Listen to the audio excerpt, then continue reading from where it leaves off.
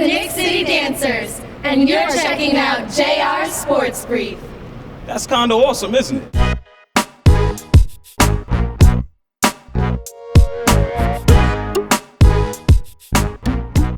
Hey, what's going on, everybody? This is JR. You are checking out the Sport Brief. No, not New York City. Don't worry about where I am, but we're going to go right into the NBA playoffs, specifically the San Antonio Spurs and the Phoenix Suns. This is going to be an interesting, probably 7-game or 6-game matchup, unlike what's going to happen between the Lakers and the Jazz, because that's probably going to be a little boring. I mean, even the Sunday matchup, albeit the Jazz hung around, I mean, it was still kind of blah.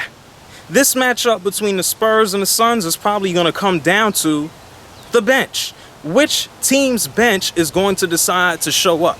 You know what? I'm going to give the edge to the Suns solely because they have better bench players, in my opinion. I mean, Keith Bogans, Matt Bonner. Yeah, you can pull a Tony Parker or a George Hill off the bench, depending on how you want to mix it up. But who else is there? Am I missing somebody?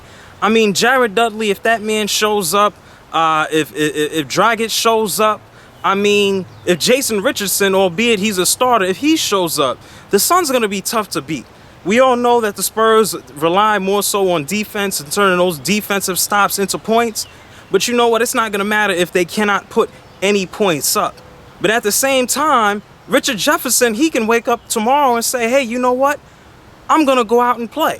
Because the Spurs' top players, in my opinion, they stack up better than the Suns' top players as a whole.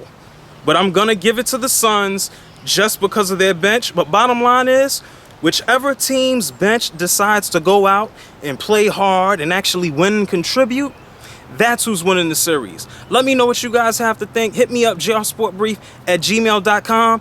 I'm going to get out of these woods before I'm just covered in all type of bites and marks. I am out. Peace.